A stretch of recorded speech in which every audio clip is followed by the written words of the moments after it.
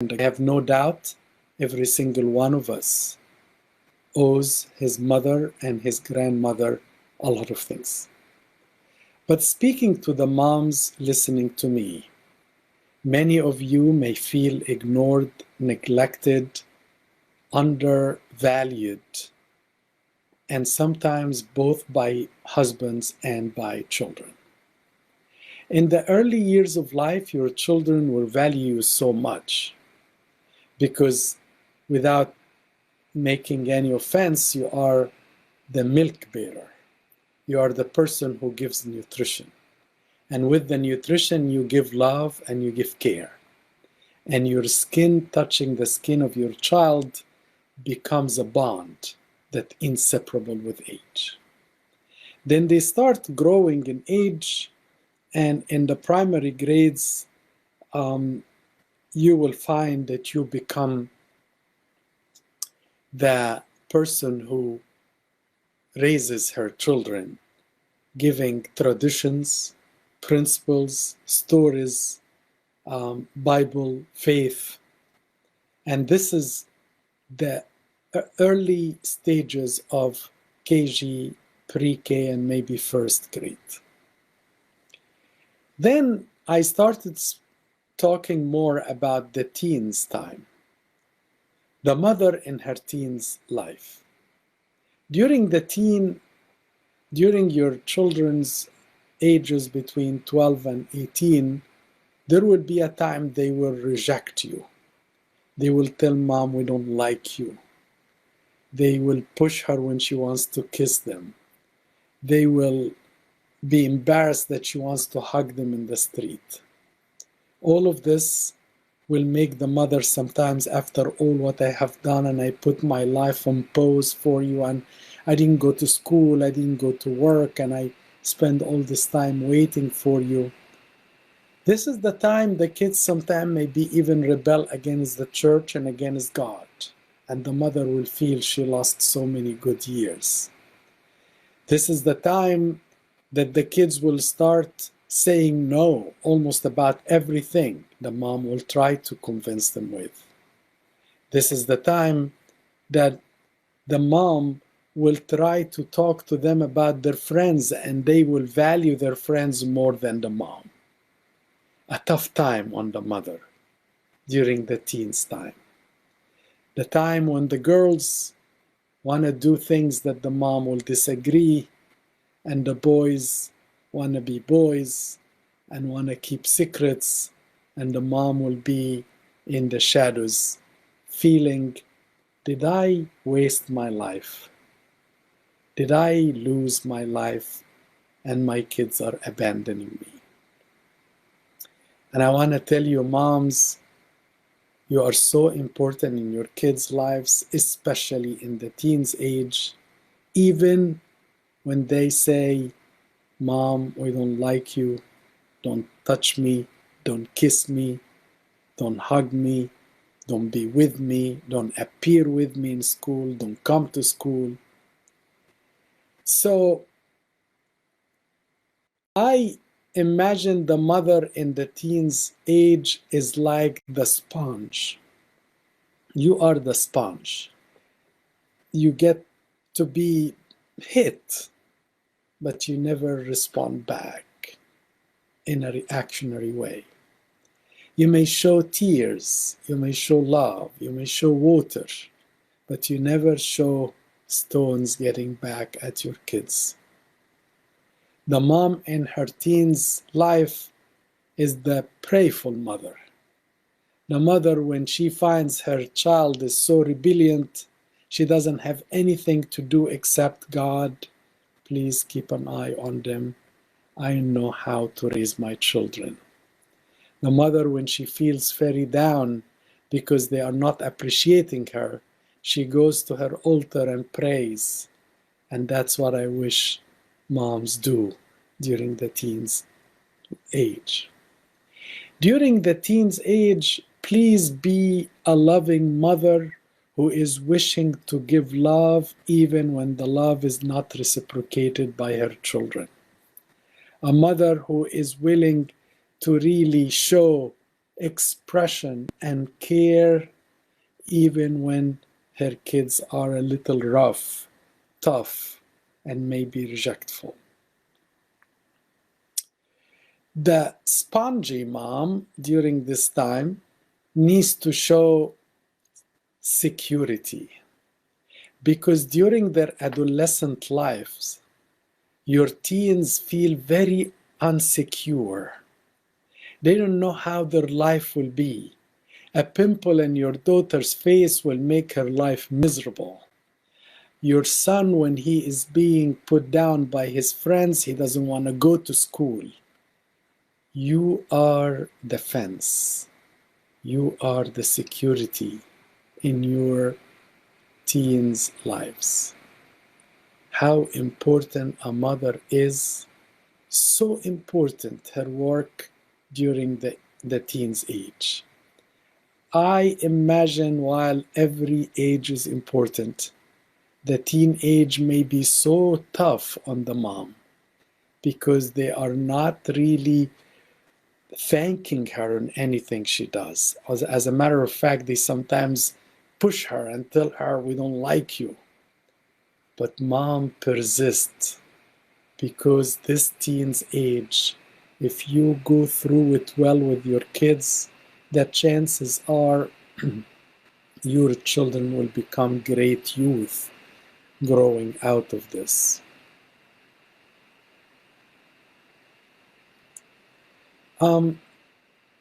During the teens age also, all the relationships will occur, whether a crush on a boy or a girl, somebody who wants to date.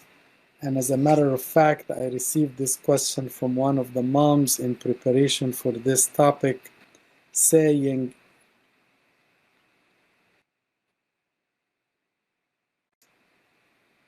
my daughter is a 14-year-old and she is my only child.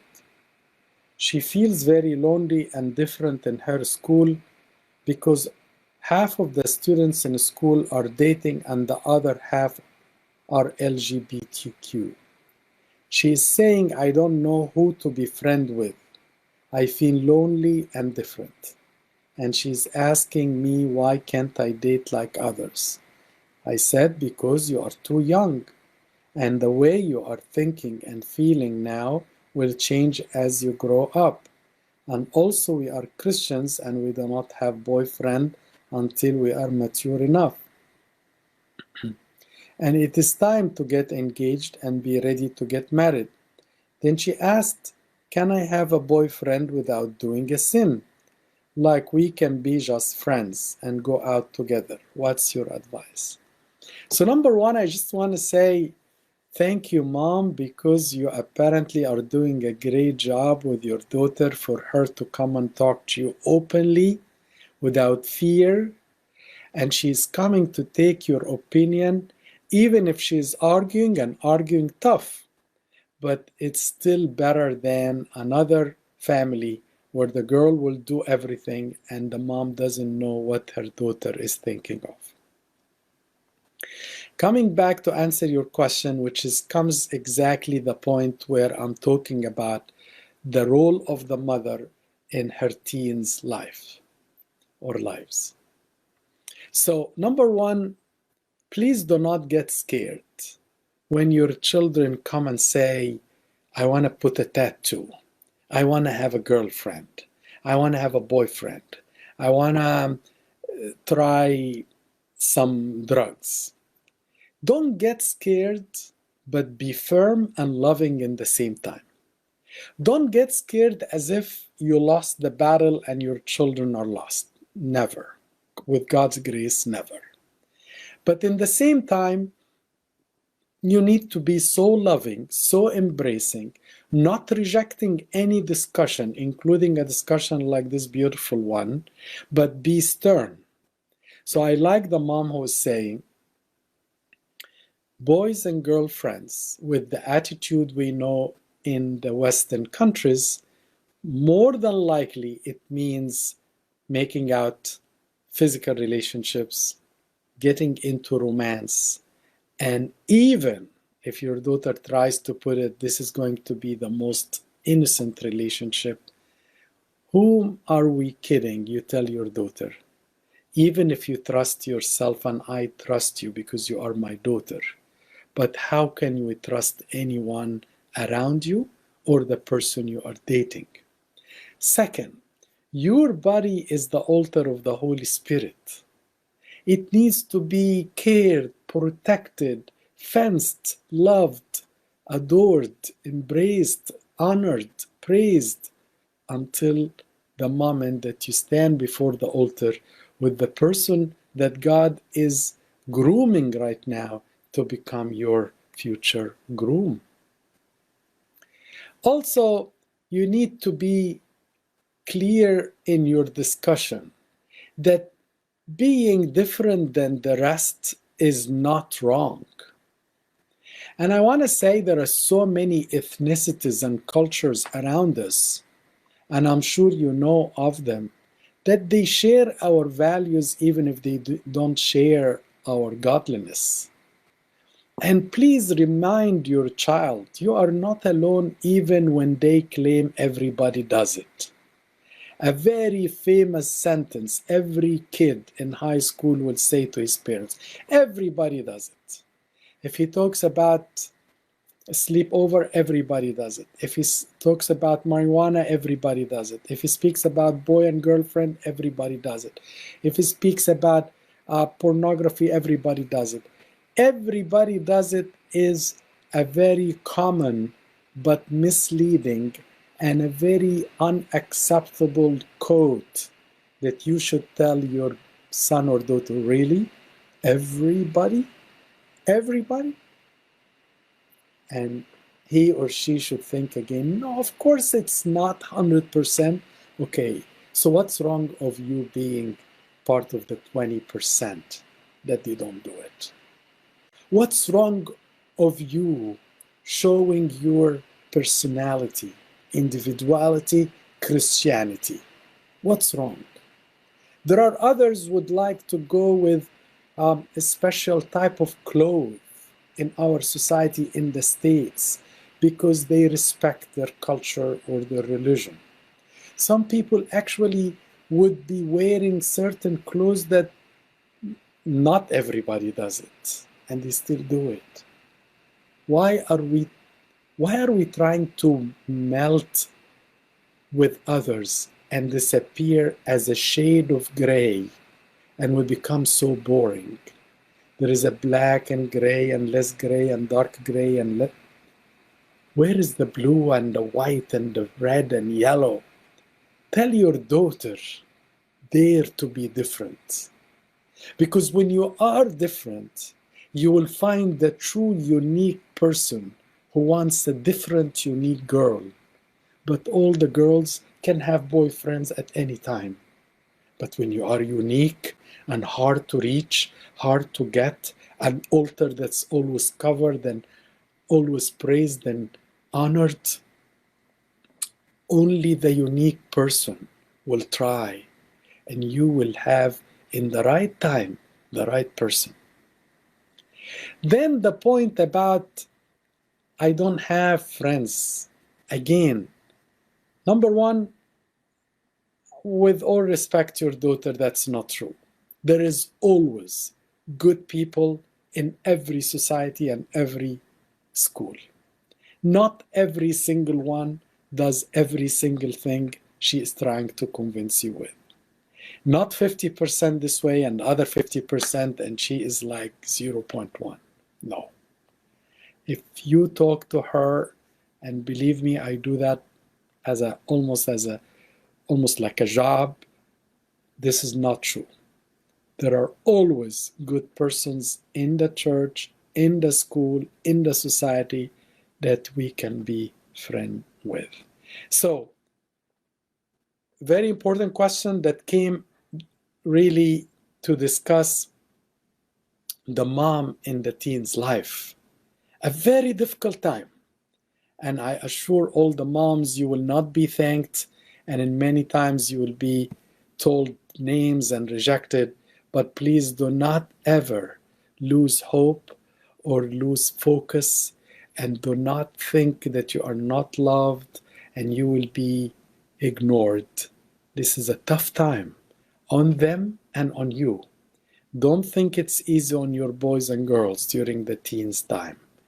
They are going through a lot of pressures, and a lot of people around them are doing things you can't imagine what your kids are seeing in the schools. So calm down, trust God, be confident, talk to them, be loving, be friendly, and do not get so intimidated by them telling you everybody does it.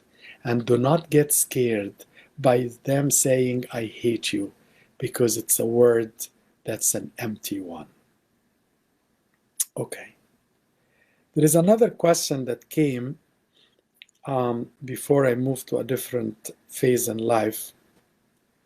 Before COVID, we used to go to Sunday school and a Bible study regularly, but after COVID, the church was closed for a while and Sunday school became on Zoom and everything is back to normal. My daughter now started to feel bored attending the church. We are pushing her to attend Sunday school and pray. How can I encourage her without feeling I am pushing her? Thank you. Another good question. I must say, having spoken to many churches in many states in the country, unfortunately, this is not an uncommon phenomenon. We all predicted it's going to happen. COVID, unfortunately, put a pause on a lot of our activities. Some churches did not have summer camp. Some churches did not have a retreat now for a year or two. Some churches have Sunday schools that restarting but weak. And because of all of that, our children got used to laziness. They got used to closing the camera and pretend they are attending like what they used to do last year during the school year. And now they are saying, if we did it for a year, why do we have to go physically to church? And I implore every single parent listening to me. This is a very fierce battle from the devil, making our churches become unattended. I implore you, servants, moms, priests, parents, please do every single activity you can think of to make the church and the Sunday school more exciting so people can go back and look for it. Please do not give in that the church is like this, because there may be times where we have to explain to them. We go to church not just for the Sunday school gathering, but because of the fellowship of the faithful. We attend liturgy because when we attend liturgy, we have the reciprocity of faith with each other. When I see people praying, I pray better. When I see people standing, I stand. When I see people bowing down, I worship. When I see people singing strongly the hymns, I participate. We miss and we lose all of that by staying in our homes, hoping that the Zoom will satisfy us. It won't. Sunday schools, the closeness to the servants, the interaction with the other servants, the interaction with the other boys and girls. I think it's a matter of conviction, but I implore the servants and the fathers, please make every single possible way to make the Sunday schools, the retreats, the camps are as pleasurable, exciting, interesting, even more than before. I think if COVID asks us to do one thing, it's really challenging us servants to become creative. not the same lesson I should be giving as I used to. I have to use media, not the simple, boring way I used to give my school, my Sunday school. I need to do. We need to actually be very ready and prepared to actually become better than what we used to be. So I want to move to a different phase in life, which is the phase of the youth, past the teenage. The rough period, the rejection, the rebellion will fade. Now you get into a point where they are now in college and maybe post-grad. What is the role of the mom during college and post-grad? First, what is really in their minds during this period? The first thing in their mind, am I going to get married or not? As soon as they hit the age of 20, every boy, every girl, almost everyone think about it. Unfortunately, because they see a lot of our amazing ladies and men who are late in getting married, many of them are worried, especially in the Western world, so they start thinking about it early. And they want to start looking for the spouse early. And that's where you as a mom will come in. I'll come back to you. During that time, they will be engaged in college, in picking a major, sometimes working while attending school. Tough time. This is the time they may be serving in the church. This is the time they may be dorming outside home, and they may be leaving your nest because they need to study in a faraway college. All of this makes this time pleasurable, but very difficult on the mom. The mom may feel very anxious. Are they choosing the right person? Are they in the right group so they may choose the right spouse? Do they know what to look for? Moms will be concerned because boys and girls around that time may be studying away, and the moms are worried, anxious. What are they doing in the dorm Thursday night and Friday night and maybe in the weekends if they don't come home? So this is the time the mom needs to be a friend. So you were the nutritionist in early years. You were the teacher in the primary grades. You were the sponge in the teens time. And now you are the friend. A mom who does not work to become a friend of her boy or girl during college will be very difficult for her to maintain this relationship later on.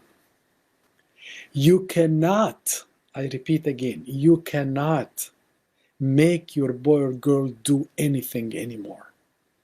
You are a friend and advisor, but you are not a dictatorial mom who can tell her girl, stop seeing this person, or can tell her son, stop going to this place. You can't.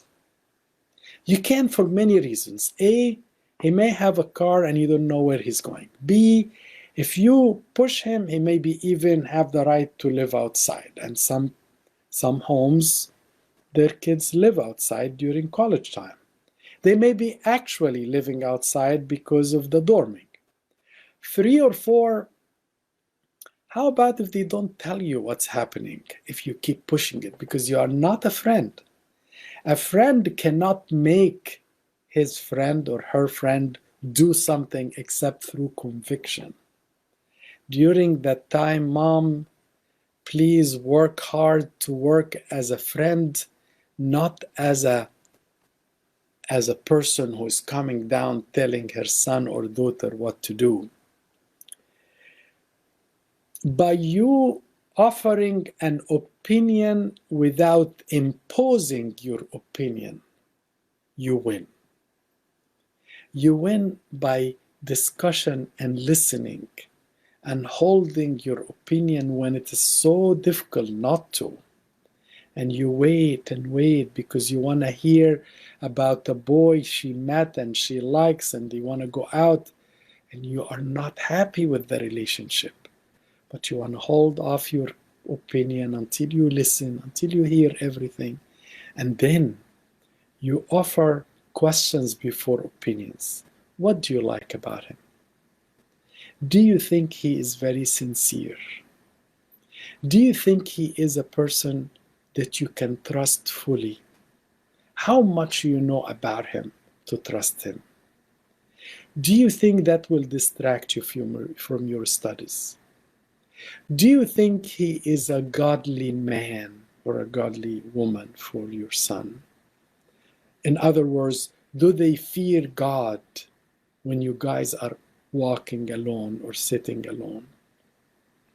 These questions will make your son or daughter open up, even if they don't volunteer a sentence, but definitely will be thinking about mom's opinion. And they will come back to you probably in some time saying, you remember when you asked me about this? You kind of struck a string. You kind of made me think about it. You cannot tell your son you have to break this relationship, but you can tell him all the wrong things about the relationship. And you tell him, my son, you know how much I care about you. I am very, very worried about this relationship. I'm actually scared. And all what I can do is keep praying for you that God may give you wisdom.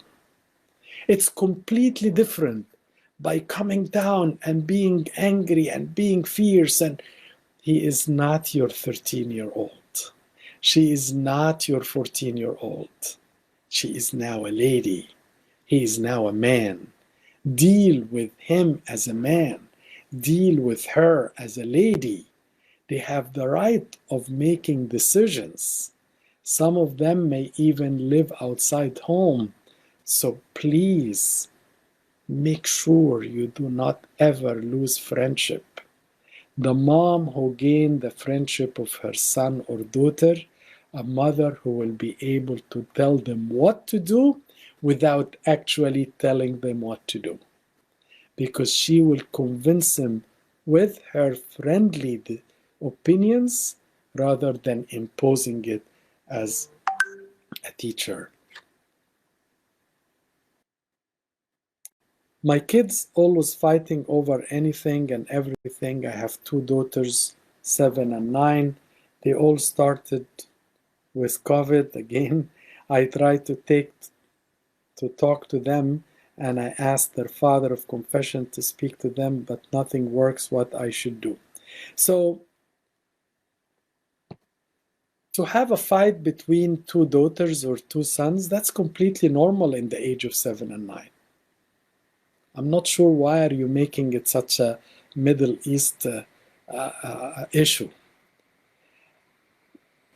Part of the growing is normally to disagree and fight and maybe sometimes getting angry. As long as they don't hurt each other, you should be the coach. The coach. The coach is the person who watches the teammates how they work with each other, or actually how they fight with each other. But at one time he will intervene and he will say, stop. This is getting to a point I will not allow. Maybe they are using wrong language, they may be using their hands, but their voice got loud, they screamed at each other. Believe me, your daughters probably are the most friendly to each other. The other thing you can do, so number one, I want to assure you that's not abnormal to have these disagreements and fights. Two, it's not wrong also that you get other girls and get a couple of moms that you are close to on a pizza party or something in your basement or in your house, and make another mom open up the discussion about friendship. Who is the true friend? I want your 9-year-old to hear that the best friend she will ever have is the person that she can keep her secrets. She is so sincere to her. She has no interest except her sister's interest. Without actually you saying it. Let other moms say it. Number three, get games or start by asking them as a family to play games which has a more than one person. Rather than they play against each other, put them in one team. Like some of the board games, whatever. Any board games, you guys sit on the floor, maybe they themselves, maybe you and dad, maybe you get the cousins or other girls, but make them to be in one team. Let them know how to play together. Number five, get them things that they can do together. For example, if you tell them something like, I want you to paint your room together, if they are in the same room. Decide on the color, decide on if there is one wall will have a different color or not. You don't interfere too much on these colors. You take them, you go to the store, you got the brushes. What can go wrong? Just tell me what can go wrong. All the exercises that they can do to work together will make them work together outside the exercise. You will find their fights are less and their friendship is growing. But don't get scared. So coming back to the time when your boys and girls are in the ages of 20 and 28 or 26, please remember to talk to your kids about who is the right person. What do they look for in a spouse? A lot of men growing, unfortunately, are growing looking only for beauty, outward beauty, external beauty. Talk to them about godliness, how important the presence of godly life in the spouse they will choose, more important than the beauty of the face. Talk to your daughters about what she is looking forward to find in her future spouse. Let her tell you. Let her dream with you when you guys are sitting together, watching something, walking, going to the gym, going shopping, in the car. I am looking forward to hear that many people having their boys and girls are becoming their close friends growing up. It gives me so much happiness to see that our youth are the best, their best friends are their parents, dad and mom. You can't imagine when you become 65 or 70 years old and your boy or girl asks you out to go with him or with her or to spend time with you. It gives you so much pleasure and love. Communication. While communication is very important in every phase, and I repeat it in every time, it's very important also when they come to college and post-grad.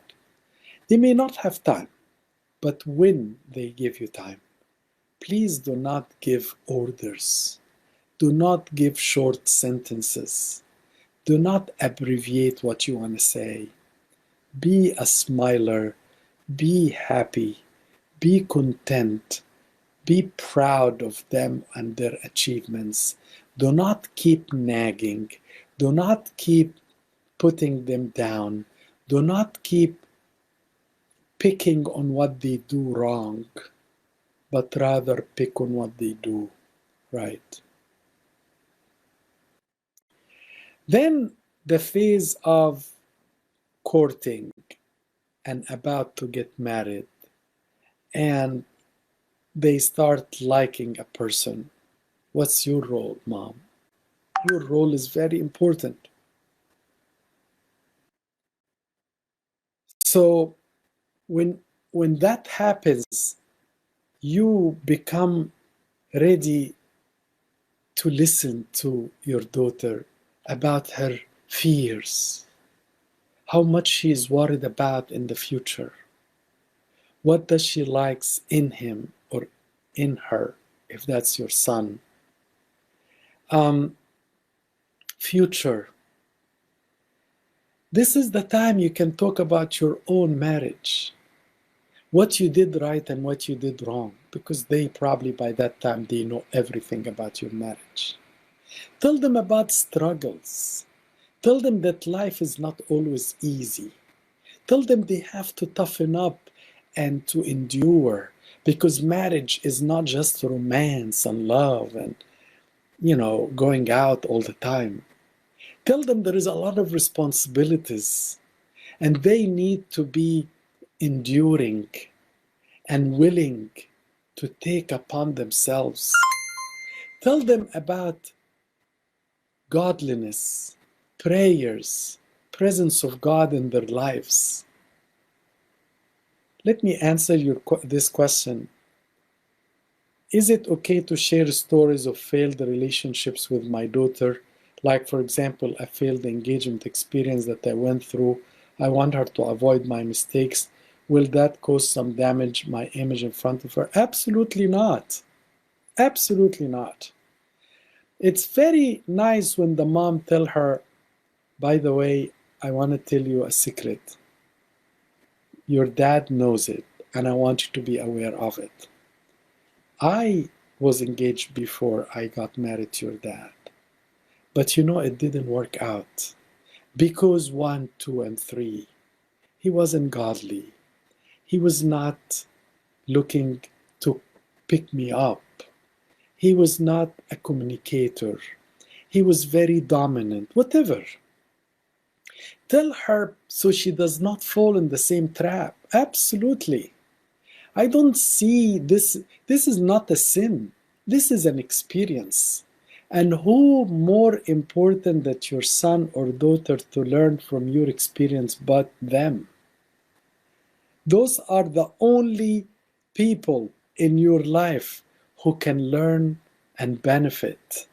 And believe me, they will treasure this secret, if it is a secret.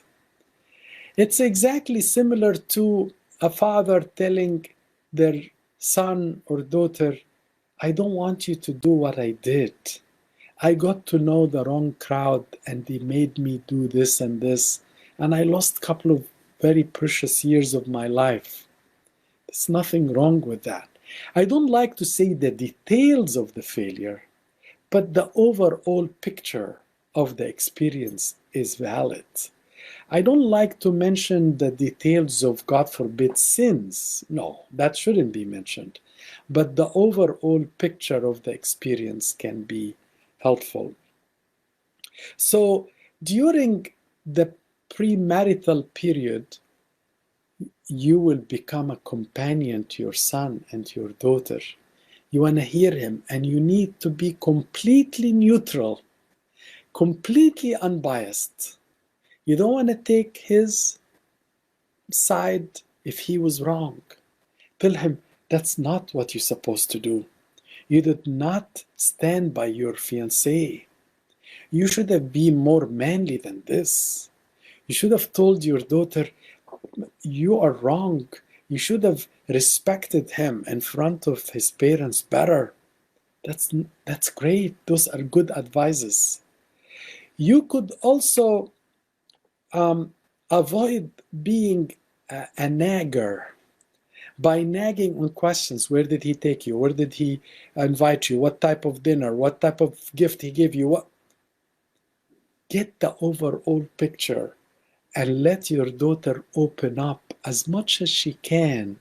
And she will love to talk to you when you are very helpful in communicating advices.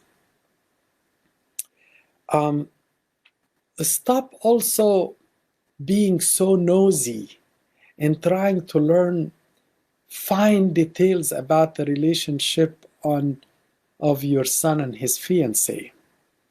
It's important to know he is happy. It's important to know if his feelings are growing. It's important to know that they are thinking seriously when is the next step. It's important to know that they have a father of confession.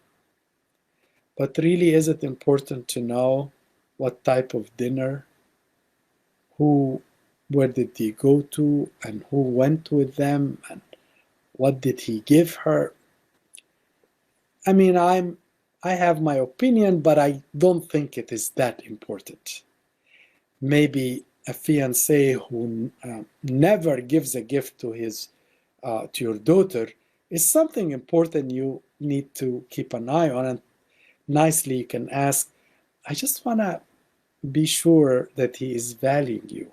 Not the value of the gift, but the idea itself. Is he appreciative of your presence in his life? Yes, mom, don't worry. He just got me this necklace. Oh, beautiful, great. I don't have to know more than that. Very good. That's to the point, not nosy, but also you want to be satisfied that your daughter is being appreciated in the relationship. The next role of life is the role after marriage as a mother-in-law. And I know there are so many people make fun of the mothers-in-law, both in the Western and the Middle Eastern cultures. But in my opinion, the mother-in-law has an amazing role in her son or daughter's lives. Number one, as a mother, do not ever take the side of your immediate son or daughter. Take the side of your in-laws, your son-in-law or your daughter-in-law. Number two, do not ever ask any questions about their intimate or inner life. If they're having a baby or not, that's not your business. Three, as a mom, always, always, always remember them in your prayers, better than you try to know what's happening in their lives. Four, try not to be nosy to learn about money, finances. If they need something, they will let you know. But you do not have to know, and you do not have to volunteer, and they do not have to volunteer either. Make your home the nicest place for your son and his wife to come over. When you know that they are coming, be happy. Enjoy their time. Do not keep asking questions. Be like a friend, not like a prosecutor or a police officer or an interrogator. They will not come anymore. Love to serve them without feeling bad and self-pity about yourself. This is a service you are giving to a future generation of your sons and daughters, that they will remember you when you go to heaven. So don't feel bad and don't feel down and don't feel as if this is like too much and they are abusing you. Believe me, there is nothing wrong if they abuse you. Because what's abuse? It's using the mother or the mother-in-law to her fullest. Isn't that means you have a very important role in their lives? Shouldn't you be so happy that God is still using you up till now? Of course, what I'm saying may have a little conditions, but in general, the mothers and the mother-in-law should be the people who pray always, the people who laugh all the time, the people who want to take their kids and grandkids out, the people who takes their grandchildren to liturgy and pray with them, the people who do not interfere in any issue unless they are really, really pushed and advised by both parties, not by your own daughter or by your own son. So, one of the last points I want to bring, what are the things that we should avoid as moms? Number one, please avoid being too exaggerating in the way you speak about things. Don't make a big deal out of small things. Be easygoing. Don't pick on things. The mom who picks on things and makes it bigger, her sons and daughters, after a while, they don't have time for all of this. Their life is already tough and difficult. Please do not be an extremist, being either too happy or too sad, too loving and too easygoing, on the same time too strict and you don't want to talk. Be easygoing and don't be too strict. Don't worry too much about what other people say about you, your home, or your kids. Worry what God says about you, your kids, and your home. There are so much efforts being placed on what others say about my daughter's dress, my son's behavior, but I never think, what does God think of my daughter's or my son's behavior? God can be easily pleased. Men, people, can be very difficult to be pleased. Don't put too much account on what others says. You will find you are being suffocated by trying to please X today, Y tomorrow, N after, and S after. And your daughter and son will say, we don't have consistency. Mom changes her plan based on what people think.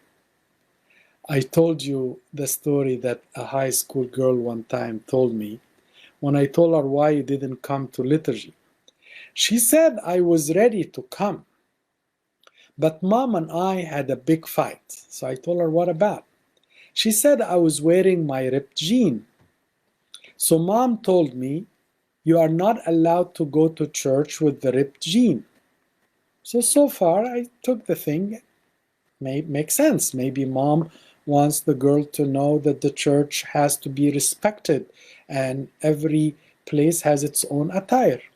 So I told her, and what's wrong with that? The church, it's like you're going to the court or you're going to a major theater, you have to be well dressed. She said, no, no, no, no. Mom wasn't worried about God. Mom was worried what people will say about her if her girlfriend saw her daughter with ripped jeans. You see how much our kids are learning and they are so smart? They got the point. All what mom is worried about, what other people will say about my dress. So you know what the daughter will get as a lesson? Deceive the people. Don't worry about the people. Make sure they are happy and do anything behind their backs. But if the mom would have been clever, better, she would have not prevented her daughter over a ripped jean. And after all, who bought the ripped jean? You, mom, bought it, which I have no problem if this is what your daughter wants to wear. But when you bought it, you should have discussed with her. I know you like to wear like other people, but there are certain clothes can be worn on the beach and certain clothes can be worn at church. So let's talk where you're going to wear that. That's a pre-shopping discussion, but not after you have done the deal. There is last question that I think came.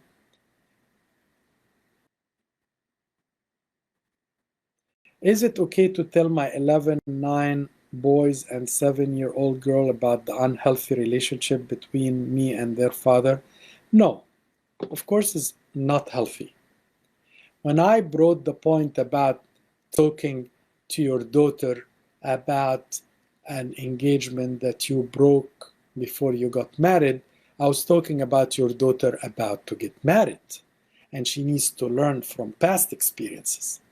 But of course, unhealthy relationship, that's your language, and of course I don't understand that word, but let it be as it may. No, they need to feel secure in the house. As a teenage boys and girls, they want to feel that mom and dad will be always together. Dad will not leave home. Mom is not threatening every day that she wants to kill herself or she wants to leave home. No, this is not the way we want our kids growing up listening to. I want them to always hear dad is a great man. I want them to always hear dad is a good man, but I know sometimes he does things I know you guys are not happy with. Pray that he will change and that if he is really doing very bad things. But if he is doing good things, or at least he may not be a good husband, but he's a good father, I wouldn't mention bad marital life to my 7 and 9-year-old girls and boys. That's not their business. They should not be insecure about your family life. You also need to work out your unhealthy relationship. Hopefully you can mend it so your home can become as a good place for your kids to grow. I am not unaware, though, that the kids may have heard bad fights, loud voices, bad languages, maybe even worse. I'm aware of that. And it's important as a mom, because you are the sponge around that time, that you tell them, dad is under a lot of stress. Dad is seeing so much issues at work. He's very stressed these days. He's very anxious these days.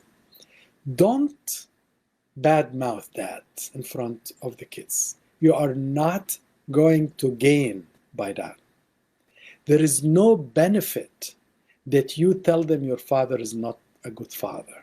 Believe me, there is nothing you are going to gain except the bitterness. Because in a different day, they may say, and you're also not a good mother because you let dad leave.